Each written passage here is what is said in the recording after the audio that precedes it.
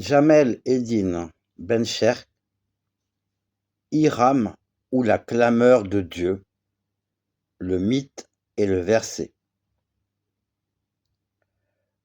Le mythe de la construction par Shaddad, roi des Hades, de la ville de Hiram, aux colonnes, prend naissance dans le commentaire contesté des versets 5-6 de la sourate Al-Fajr. Alam tara kaifa fa'ala rabbuka bi hadin irama dati himadi, dont l'une des interprétations proposées permet cette traduction. N'as-tu pas vu comment ton Seigneur a traité les Hades d'Hiram aux colonnes? Le verset suivant, Al-Leati lam yuklak mitluha fi el-biladi, entretient cette ambiguïté puisqu'il peut s'adapter aux 5 lectures possibles du passage précédent.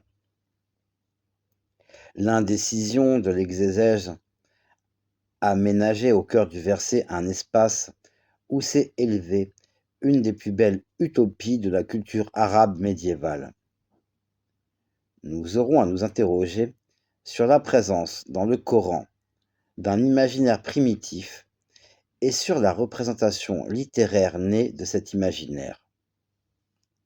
Le récit d'Hiram se donne à lire comme une mémoire qui témoigne de ce qu'elle a recueilli puis convoyé hors de l'histoire. L'allusion coranique très controversée et des vestiges narratifs auraient gardé l'empreinte de signification enfouie. Des brides d'un souvenir indéfinissable se seraient rassemblées. Des traces de rêves plus réels que l'histoire auraient servi à remonter vers une source tarie par le temps ou la volonté de la glose. On décèle ainsi un double mouvement. Celui du mythe, venu de l'au-delà de la conscience et de l'espace, qui entreprend de réinterpréter le verset, et celui du verset, décidé à reconquérir son amont pour s'établir dans une durée dont il serait le seul maître. Comment situer l'un vis-à-vis de l'autre, le verset et le mythe? Comment saisir l'expression du désir par rapport à une volonté sacrale d'imposer son système de vérité? La mythologie des Hades. Le récit littéraire d'Hiram regroupe les éléments fondamentaux d'une mythologie des Hades. Ceci désigne symboliquement une peuplade, prise comme groupe imaginaire des origines. Ce sont les pères fondateurs d'une nation, les premiers Arabes, représentants disparus d'une pureté ethnique originelle, d'une vérité de la race, d'une totalité de ses qualités. La représentation coranique de cette tribu, qu'il nous faut détailler, est un des éléments structuraux du récit. Les Hades se caractérisent par 4 qualités majeures. Petit 1. L'Antiquité. L'antériorité de leur peuple est invoquée par les versets de la sourate 7, versets 67 à 69, et sourate 53, versets 50 et 51. Dahal Masoudi, mort en 956 après Jésus-Christ, à Ibn al-Khaldoun, mort en 1406 après Jésus-Christ, les historiens soulignent la primauté absolue de cette nation arabe, dont l'empire fut le premier à être fondé sur la terre après l'extermination par Dieu du peuple de Noé. Ibn Khaldoun fournit une précision particulièrement intéressante en affirmant: c'est la première génération des Arabes depuis la création dont le souvenir nous soit parvenu. Les récits des siècles antérieurs nous sont inaccessibles à cause de l'éloignement et de la disparition de toute trace des anciens temps, à l'exception de ce qui nous est rapporté dans le livre ou ce qui en est transmis dans les récits révélés par Dieu aux prophètes. Les Hades seraient donc les premiers Arabes à s'inscrire dans la mémoire des hommes. Plus avant dans le temps, Coran et récits des prophètes rapportés par les grands exégètes restent les deux seules sources disponibles. Au-delà du savoir humain, seule une intervention du sacré peut permettre de rétablir la durée historique, d'où l'importance particulière de l'examen des sources par Ibn Khaldoun. Nous y reviendrons. Ce trait de l'Antiquité n'établit pas seulement une antériorité de la race et son ancrage au plus haut du temps de la création, il met en place la représentation de l'ethnie. Les Hades font partie des Al-Arab, Al-Uraba, composés de 11 tribus, dont les Jadis, les Jurhum, les Hadramawat, etc., qui sont les inventeurs et les agents de l'arabité. On les appelle aussi les Arabes disparus. Al-Arab al-Bahida, car il ne reste sur la face de la terre aucun de leurs descendants.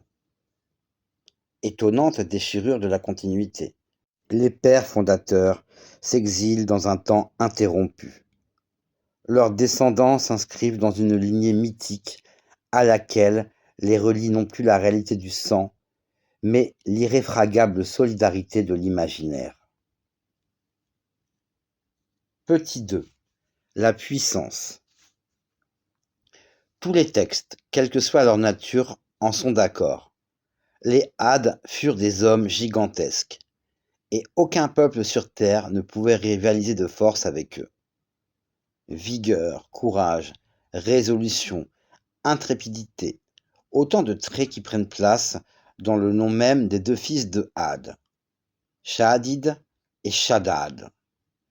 La mention de leur orgueil violent se trouve dans l'exclamation du verset de la sourate 41, verset 15. Quant aux Hades, ils se montrèrent injustement orgueilleux sur la terre en s'écriant « Qui donc est plus fort que nous ?» Ne voyaient-ils pas que Dieu qui les créa était plus fort qu'eux qui refusaient de reconnaître nos signes? Par quoi se met en place le couple d'opposition qui va fonder le mythe en lui donnant sa signification et en assurant son énergie? La puissance dominatrice des Hades ne leur assure pas seulement la maîtrise du monde humain, elle les désigne comme les interlocuteurs naturels de Dieu. C'est toujours à une tribu, de quelque façon élue et dominatrice, que celui-ci envoie un prophète. Petit 3. La longévité. La robustesse des Hades s'allie à une exceptionnelle longévité, comme s'il s'établissait une proportion entre la hauteur de leur taille et leur espérance de vie. Les historiens datent Tabari à Ibn Khaldoun alignent des chiffres. Shadid règne 580 ans, Shaddad 900. D'une façon générale, les hommes de ce peuple vivent entre 300 et 1200 ans. Et cette longévité entraîne une remarquable prolificité. Had, dit-on, eut 1000 épouses et 4000 enfants. Ici s'exprime le rêve d'un homme qui a le temps. Il n'est pas réduit à un bref passage sur Terre et cohabite avec plusieurs générations de ses descendants. Voilà qui donne une durée suffisante pour imaginer que l'on pourrait être indestructible. Mortel, certes, mais d'une mort qui vient achever une existence si longue, si bien remplie, marquée par tant de noces et de naissances, qu'elle n'a plus ce caractère fragmentaire, interrompu, d'une vie simplement humaine. La prolifération des enfants pérennise le père. La multiplication efface l'absence. Ad, écrit Massoudi, arrivait au milieu de sa vie, entouré de la multitude de ses enfants et des enfants de ses enfants, contemplant sa postérité jusqu'à la 10e génération, voyant croître avec sa famille la solidité et la prospérité de son empire, étendit ses bienfaits sur tous les hommes et pratiqua généreusement l'hospitalité. Il vécut ainsi 1200 ans dans le bonheur et au milieu de la fortune. Cet état de parfaite félicité a un nom, c'est la béatitude. Il ne manquait plus à ces hommes que de marquer la terre de leurs signes. Petit 4. L'orgueil. L'indignation est coranique. Allez-vous élever encore en chaque haut lieu vos constructions pour vous rire des autres? Allez-vous encore construire palais et forteresses comme si vous deviez vivre peut-être éternellement? Et lorsque vous vous emportez, vous sévissez avec violence. Coran, sourate 26, versets 128 à 130. L'accusation est grave portée contre ces hommes de tente qui osent construire en dur. Nous retrouvons là un thème biblique. Le yahviste voit dans la construction des ziggourats de Babylonie et de leurs prototypes babéliens l'entreprise d'un orgueil insensé, et sa condamnation peut être interprétée comme une condamnation de la civilisation urbaine. On doit se souvenir aussi de la superbe de Pharaon, modèle des tyrans orgueilleux et insolents, entreprenant d'élever une tour qui permettra d'atteindre le Dieu de Moïse. Coran, sourate 28, verset 38, et sourate 40, versets 36 à 38.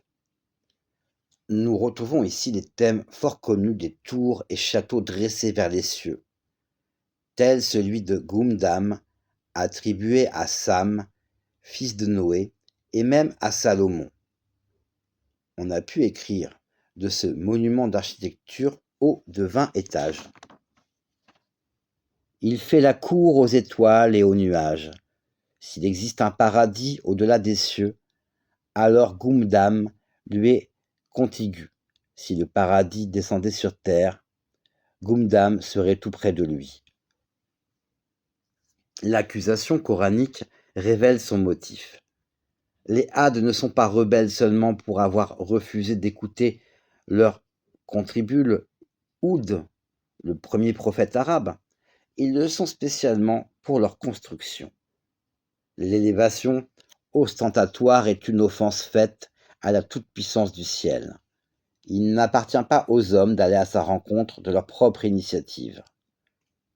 Le seul mouvement concevable et permis est celui qui se fit de haut en bas, celui de la Genèse, donc de l'ordre de la création, et celui de la révélation, ou Inzal.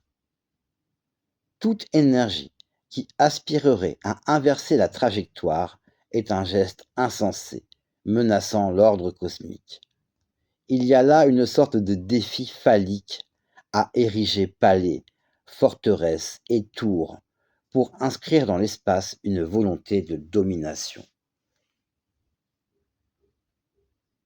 Le Abhat des Hades, sourate 26, verset 128, ne désigne pas ici le divertissement, comme l'ont compris plusieurs traducteurs, mais la futilité et la frivolité qui poussent à construire des demeures de pierre alors qu'on habite les sables, et que l'on doive s'attendre à regagner l'empire de Dieu, seule maison d'éternité. En bâtissant des habitations durables par leurs matériaux et fixes par leurs emplacements, on prétend à la durée et, qui sait, à l'éternité, le Khouloud. Alors se commet l'offense suprême. Ibn Kathir mort en 1373 après Jésus-Christ, historien exégète hanbalite, disciple d'Ibn Taymiyya, pourfendeur des colporteurs de légendes et spécialement des Israéliyat, Ibn Kathir va d'ailleurs contrer le mythe sur son propre terrain. Pour expliquer l'irritation coranique du verset de la sourate 26, il invoque le verset de la sourate 89. N'as-tu point vu comment Dieu a agi avec les Hades? En interprétant de cette façon. Il s'agit des premiers Hades qui habitaient des tentes supportées par des pieux. Il rejette à la fois une glose fautive et la réalité de la cité d'Iram. Pour lui, le péché de ces hommes est d'avoir abandonné leurs tentes pour les constructions en dur. Il met un terme à l'indécision exégétique en avançant une explication qui est presque d'ordre ethnologique. Là où des commentateurs se contentent d'exprimer leurs troubles par un « Allahu A'lam », il veut imposer une explication réaliste que plusieurs tafassirs modernes reprendront. À l'image d'une Hiram, ville symbolique, il substitue la réalité d'une tente de poils soutenue par des pieux. Le commentateur arrache sa représentation au mythe et le prive de son illusion imaginante. Les 4 qualités coraniques des Hades n'épuisent pas leur description. Ils sont aussi maîtres de l'éloquence et poètes, comme le rappelle An-Nuwayri. Yarji'un ila fasa'atin wa shihir. Contre les partisans de Houd, ils entreront dans une joute poétique littérairement admirable si elle est historiquement suspecte. Les Hades ont fait à l'imaginaire le don double de la légende et de la poésie. Il nous faudra revenir attentivement sur ce point. Ajoutons enfin que ces hommes n'ont pas vécu sans divinité. Ils adorent, nous disent Makdisi et An-Nuwayri, entre autres 3 idoles au nom incertain de Samu, Sada et Dana ou Waba, habillés de somptueux habits, ornés de bijoux et ayant pour les servir autant de serviteurs que de jours dans l'année. Mais ces dieux tutélaires ne sont pas au ciel, renvoyés à une abstraction lointaine. Ils vivent au milieu de la tribu, participent à ses fêtes, assistent à ses drames. On les adore, mais on les invective aussi et les menace. C'est un Shaddad habitué à interpeller les puissances de l'au-delà qui va affronter le ciel. Personnages, symboles et cités impérissables. Pour symboliser les Hades, il fallait un personnage qui se haussât au niveau du mythe. Shaddad porte déjà en son nom les moyens de cette ambition. Il a la force, la fermeté, l'intrépidité de la Shida. Il est celui qui part avec Shada Illa et celui qui mène une incursion avec Shada Allah.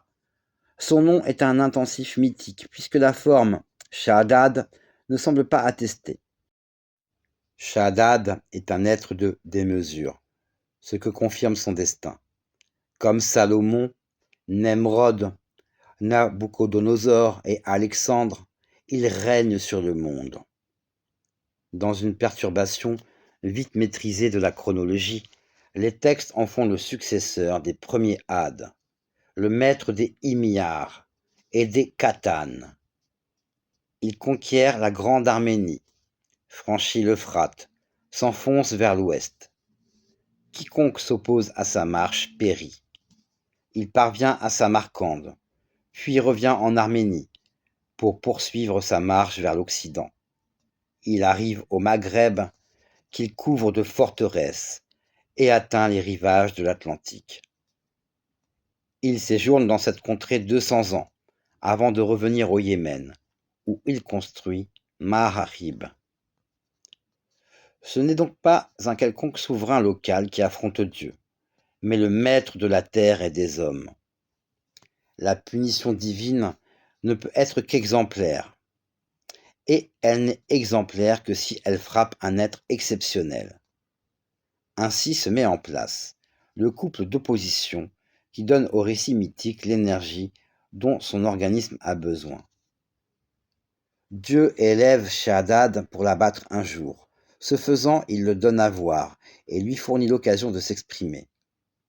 Cette parole ne cessera plus de se dire. Nemrod entreprend d'attaquer le Dieu d'Abraham au ciel, sur son propre terrain. Mais sa tour n'est qu'un instrument. L'insolence humaine n'imagine que ce pauvre moyen d'ascension. Shadad, lui, n'envisage rien de tel. Il veut simplement construire sur terre le paradis, dont il a lu les descriptions dans de mystérieuses écritures prophétiques, ou dont lui a parlé le prophète Houd. Entreprise apparemment moins impudente, en réalité fondée sur un défi essentiel. Shadad prétend s'approprier l'éternité. Comme ces forteresses quadrillent son espace, il veut que son paradis soit de ce monde, et en même temps qu'il soit impérissable. Son éternité prend le nom d'Hiram aux colonnes. Des 5 interprétations possibles du fameux verset 5-6 de la sourate 89, c'est celle-là que retient le mythe pour se constituer. Sous la conduite de Shadad, maître du monde, la tribu choisit un site, le consacre et y édifie un séjour paradisiaque, immuable, donc éternel. Durant 10 années, Shadad charge les 263 de son empire de réunir toutes les richesses qui gisent sur terre, sous terre et dans la mer. C'est ainsi le monde entier des hommes qui fournit le matériau inaltérable devant servir à la fondation. Or, argent, pierres précieuses, matière même des cieux que visitera un jour Mohammed. Menée par 100 000 hommes, l'édification dure 300 ans. La ville a la forme magique d'un carré de 12 parasangles de côté, soit l'équivalent de 63 km. Elle est dominée par une forteresse et compte 360 000 palais faits des matières les plus rares, parmi lesquelles prennent place, symboliquement, l'émeraude et le rubis. Chaque palais a 300 coudées de haut. Il est porté par 1000 colonnes de 50 mètres, fortifiées d'une enceinte hérissée de 100 000 tours de guet. 1000 bannières flottent sur chacun d'eux. Des canaux d'irrigation en argent parcourent les rues où ne cessent de couler les eaux les plus pures.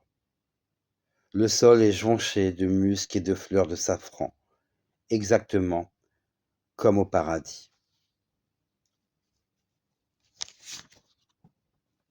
On est d'ailleurs frappé par l'utilisation dans ce récit d'images identiques à celles que l'on trouve dans le Coran. Celle des eaux courantes, par exemple, si récurrente dans l'expression Tajri min ta'tiha el hanar, qu'il faut traduire non point par fleuve, mais par canaux. La mention des Gouraf min fawki ha Gouraf est elle-même coranique et se trouve dans les sourates sœurs As-Zumar et Al-Ankabut. Textes sacrés et textes mythiques reposent sur des représentations identiques, au point qu'on ne sait plus lequel les invente et lequel les réutilise. Lorsque le berger yéménite Abu Kilaba, suivant une chamelle égarée, retrouve par pur hasard la ville d'Hiram, il n'a pas une hésitation, il la reconnaît. Le spectacle qu'il a sous les yeux coïncide exactement avec la topographie des lieux gravés dans son imaginaire. Lorsque s'élèvent les murailles, que s'entr'ouvrent les ventailles de la porte géante, que se dressent les colonnes porteuses de demeure sur demeure, que coulent des eaux plus blanches que la neige, en des canaux d'argent au long de rues ombragées d'arbres, il comprend que le réel, miraculeusement retrouvé, est en train de détailler le sacré. Le découvreur de la cité perdue réinscrit dans l'histoire ce qui n'était que conservé dans le souvenir. Devant le calife Mouawiya et le savant juif converti à l'islam Ka'b al-Ahbar, il met son témoignage au service de la seule interprétation du verset d'Hiram que retient le mythe.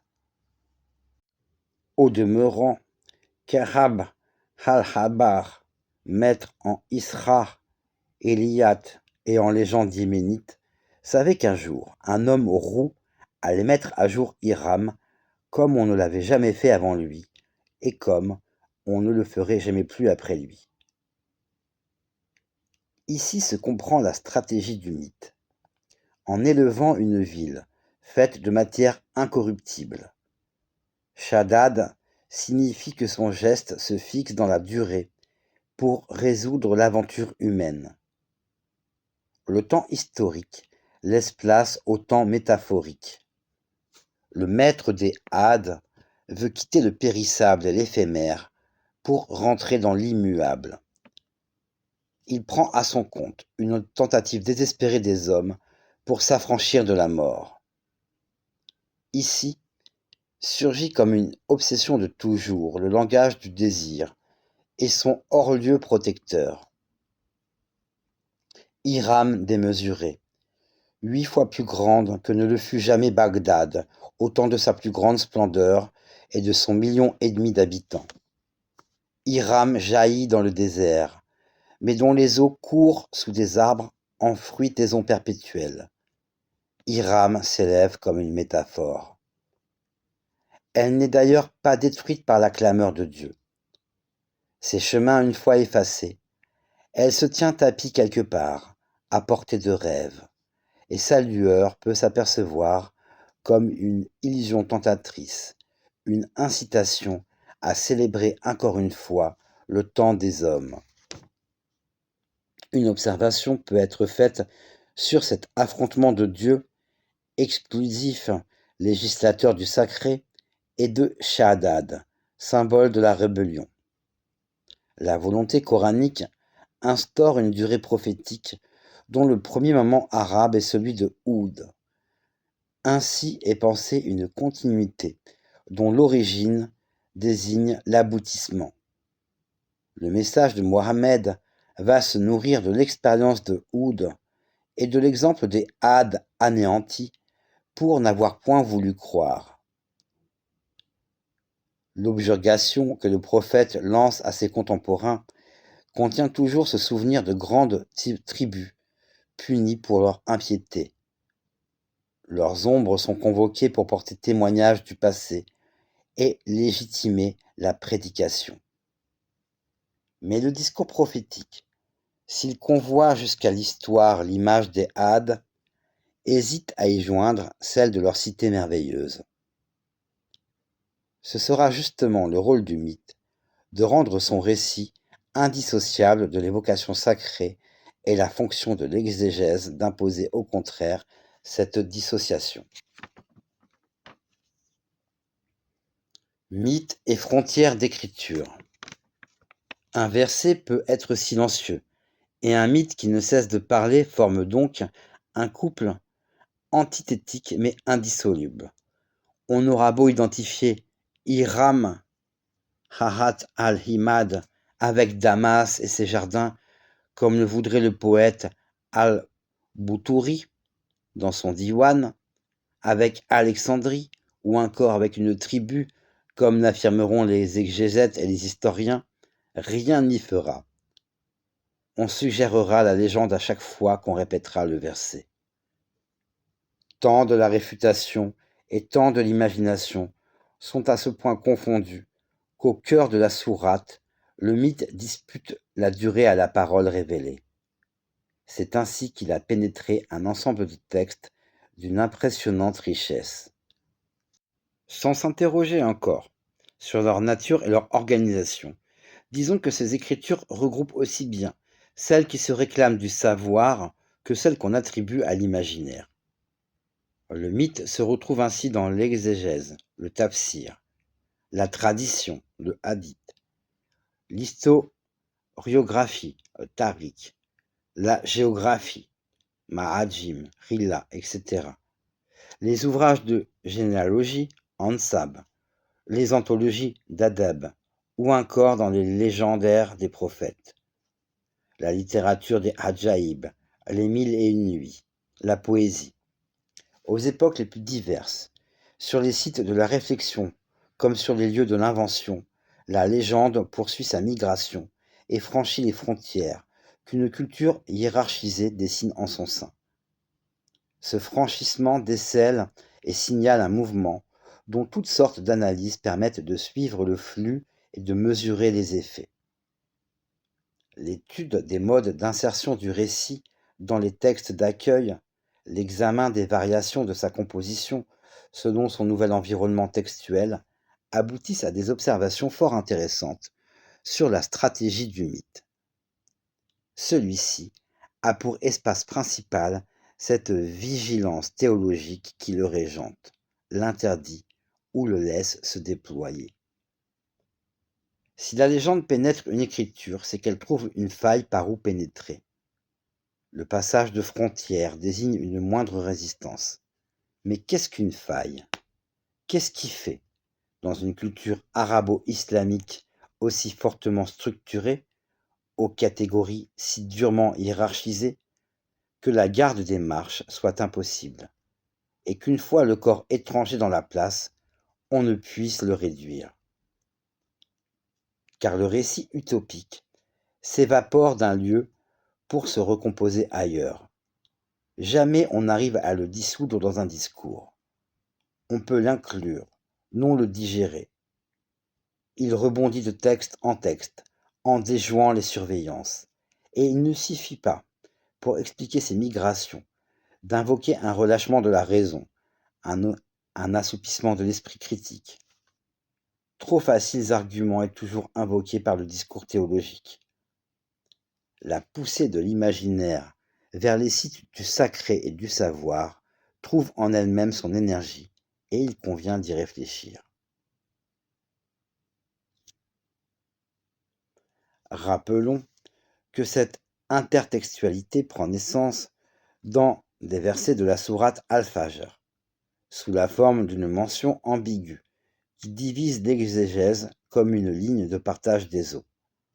On peut distinguer à l'égard du mythe deux types d'attitudes qui conduisent à l'élaboration de plusieurs types de textes. Petit 1, le refus absolu dû à des savants théologiens, exégètes, historiens et géographes. Petit 2, l'acceptation consentie par des auteurs qui négligent tout examen critique et chargent, plus ou moins leurs écrits, des efflorescences de l'imaginaire. Cette attitude n'est d'ailleurs pas uniforme, elle va de l'adhésion totale à l'observation d'une neutralité plutôt bienveillante qui laisse le lecteur juge de la crédibilité des faits. Il ne semble pas d'ailleurs qu'on puisse établir une chronologie de l'exclusion et fixer son origine avec précision. Dans un premier temps, l'allégorie et la légende sont invoquées dans l'enthousiasme pour illustrer la foi nouvelle. Cela marque l'appartenance des premières générations à une mentalité fortement imprégnée d'imaginaire ancien.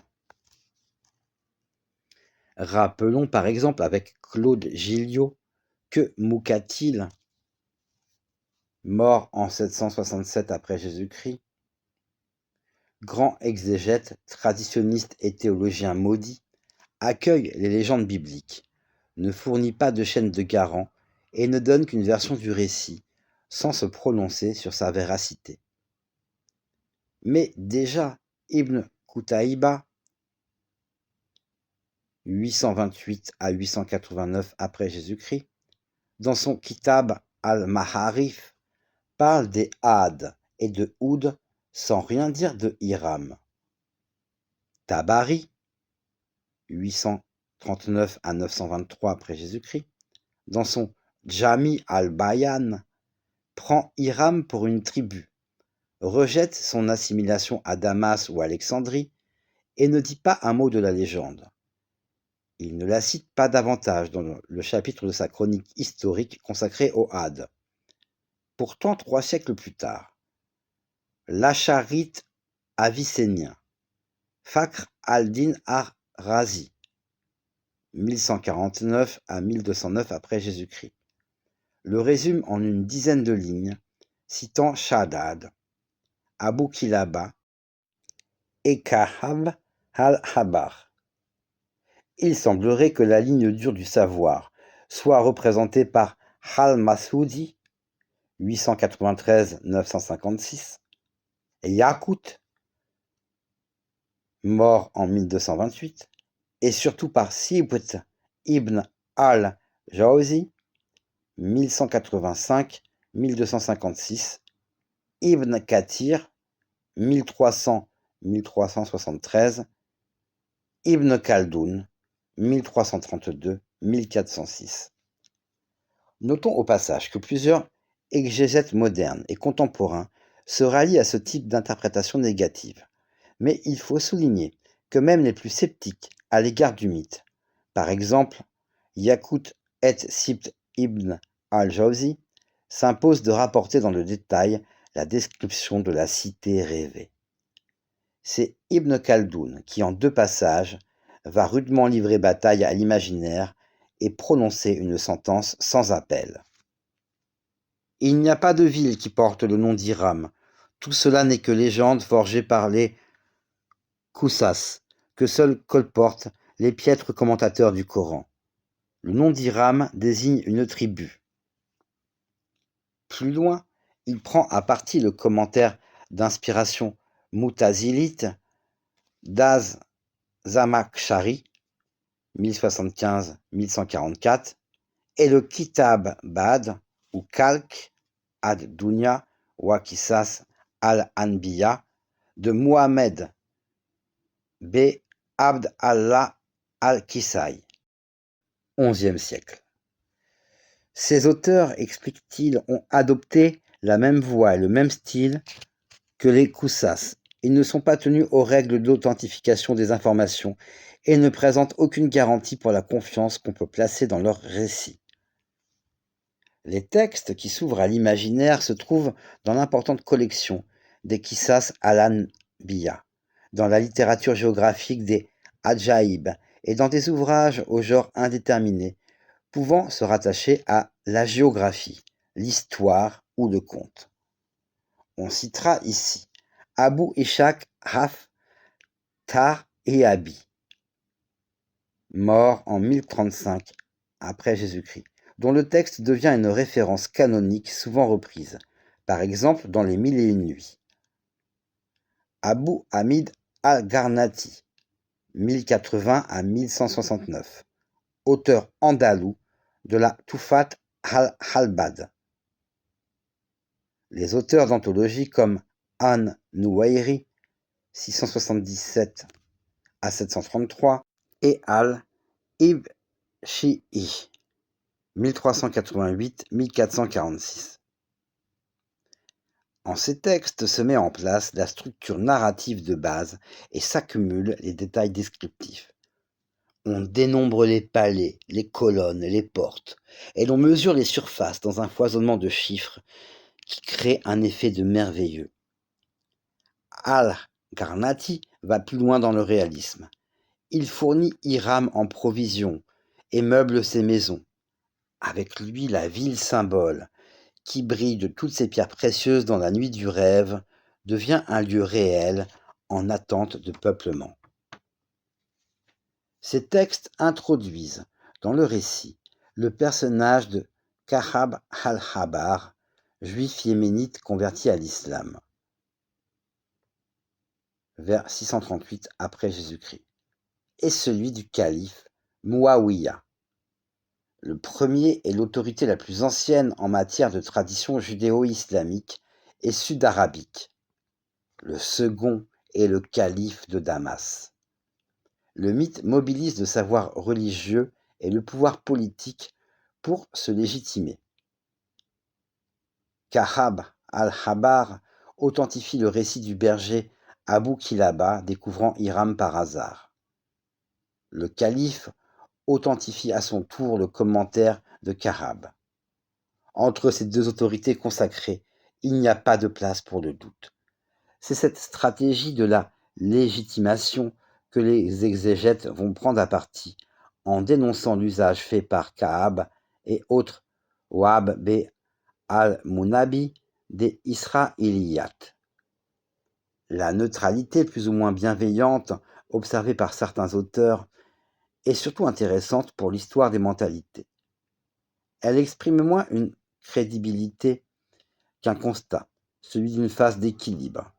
La légende est accueillie, mais sans mettre en danger la compréhension du message divin. Aussi, n'est-il pas étonnant de la retrouver dans le Kashaf d'Az-Zamakhshari et dans le Majma al-Bayan fi Tafsir al-Quran d'At-Tabarsi, pour ce qui est des commentaires du Coran, ou dans le Hatar al-Bilad wa Akbar al-Habad d'Al-Qazwini, 1203-1283, pour ce qui est de la littérature géographique. En somme, on voudrait retenir la légende mutilée de sa leçon, mais cela ne revenait-il pas à donner allure de respectabilité à un désir, à incruster définitivement Hiram dans l'espace coranique? Stratégie et signification du mythe. La réfutation du mythe passe donc nécessairement par la mise en scène d'un rêve, celui d'un paradis, ici et tout de suite, dans une hantise onirique dont on se demande parfois si elle n'a pas précédé de longtemps le verset qui la répéterait comme un écho. Voici qui constituerait une deuxième offense suprême. Après avoir prétendu arracher le paradis à Dieu, le mythe voudrait ravir la primauté au texte coranique. Mais, pris entre le sacré et la fiction, doit-on poser la question sous forme de faux et de vrai et ne pas prendre plutôt notre parti d'une situation inextricable où la vérité théologique voudrait forcer le mythe au silence, tandis que l'imaginaire s'empare du verset pour lui donner une perspective tenue dissimulée. Double opération de voilement et de dévoilement du sens, où se mesure une volonté résonnante et un désir dont l'émergence n'est qu'un signe d'une imagination ontologique. Cela est évidemment réfuté par la théologie qui ne voit en dehors d'elle que mensonge et impose une volonté de déchiffrement univoque. Hiram doit se mettre à son service, prouver l'orgueil des Hades et signifier la puissance de Dieu ou disparaître. La vile rêve ne se maintient dans le verset qu'au prix de son propre sacrifice. Elle s'efface pour faire surgir la présence de Dieu et mettre le récit de sa disparition au service de la foi. Mais si Hiram est ainsi enfouie dans la volonté de Dieu, elle n'en reste pas moins présente dans l'éternel désir des hommes, marqué en creux dans leur imaginaire, lieu d'affrontement par excellence. Construite par le roi de la terre et jetée dans l'oubli, non pas détruite, par le maître de l'univers, elle rappelle certes un geste de Dieu, mais magnifie dans le même temps un mouvement des hommes.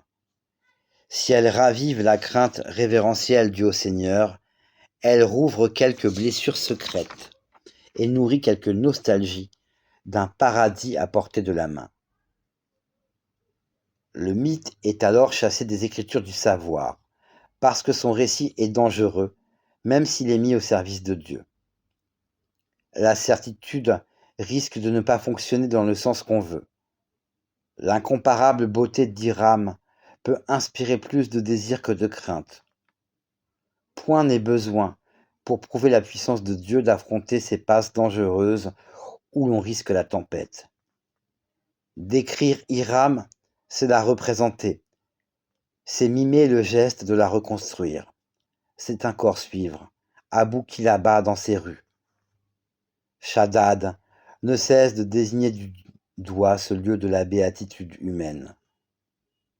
Les savants ne supporteront plus longtemps cette aventure du désir recommencé et condamneront Hiram à l'exil. On dénoncera donc les auteurs qui l'accueillent, mais la tâche est difficile car le sens du mythe est cryptographique. Il n'est souvent déchiffrable que par son destinataire. Par ailleurs, la migration n'est ni logique, ni linéaire, ni régulière. Un retour peut suivre une fuite, une époque propice succéder à un temps de rigorisme. La légende se laisse rarement acculer dans l'impasse d'une réalité contrôlable. Elle se fonde en un temps initial qui échappe à la chronologie. Elle se choisit un lieu géographique, puis se réfugie dans le non-lieu où la punition de Dieu l'a chassée, et s'y maintient sans qu'on puisse y aller dissiper son illusion. Elle se nide dans le verset coranique à qui elle prête ses images d'eau courante, de verdure, de hautes maisons, de parterres de fleurs, etc., tout en faisant mine de les lui emprunter. Ombre tremblante du sacré, elle sait utiliser ses hésitations, ses troubles, ses ambiguïtés. À ce point miroir fidèle de la démonstration pieuse d'un doute vous saisit de tant de bonne volonté. Car si Shaddad exhibe sa défaite avec une componction qui pourrait donner le change, ne montre-t-il pas aussi que son entreprise d'affronter Dieu ne fut somme toute pas loin de réussir? Le mythe se souvient-il d'ailleurs lui-même de son sens caché et des origines qui furent les siennes? Détient-il ou mime-t-il seulement un secret dont ne subsiste qu'une forme, ombre éteinte d'un corps toujours vivant?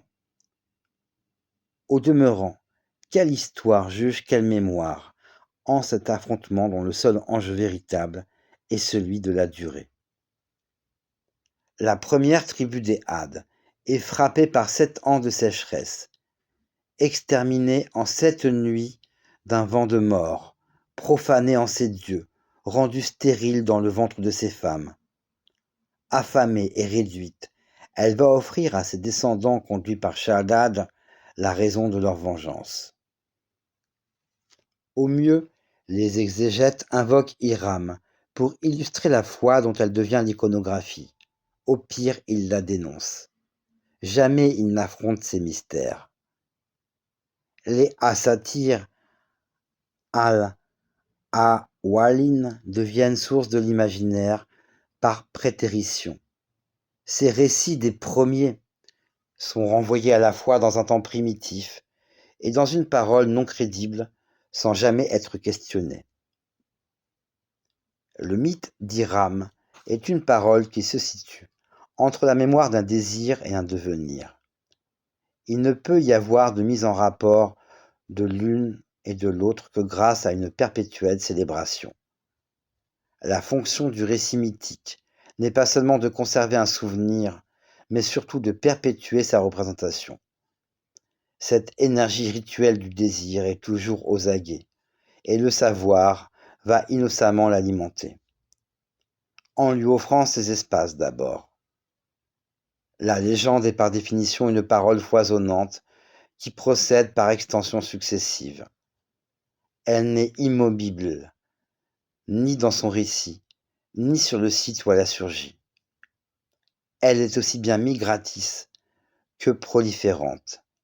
Elle défie donc la notion de genre, parce qu'elle déjoue toute tentative qui voudrait la piéger dans une structure et la soumettre à un discours. Si la narration qu'elle produit est fortement charpentée autour de significations essentielles, elle s'accommode fort bien de toutes les formes d'écriture que la nécessité lui dicte de prendre. Proliférante et migratrice, la voici donc multiforme. Elle se prête au mode du commentaire coranique, de la notice géographique ou du rapport historique avec la même complaisance et la même volonté de transformer les lieux et de renverser les discours.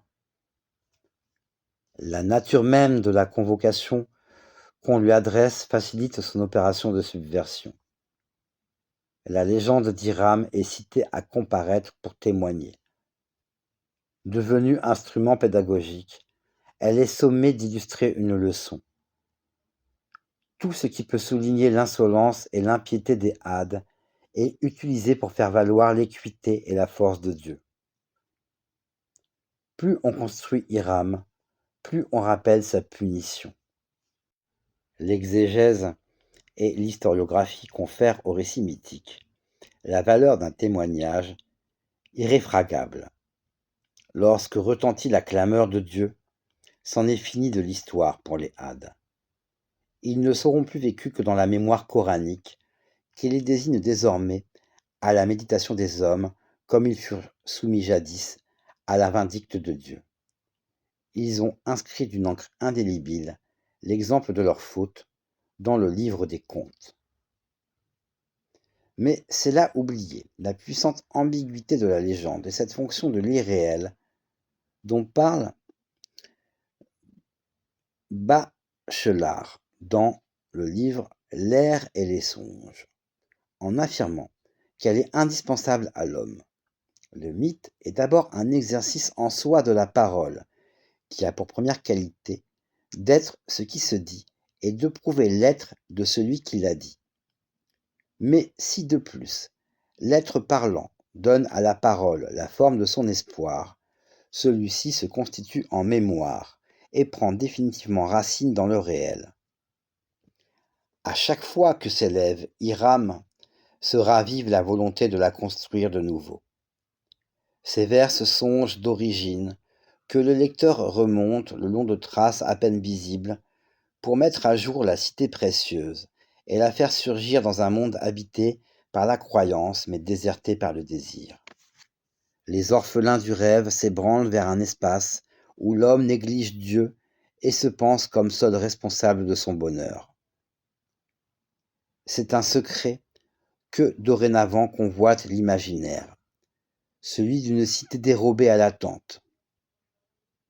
Parvenir à Hiram, c'est la libérer de l'obscurité où Dieu l'a plongée sans la raser.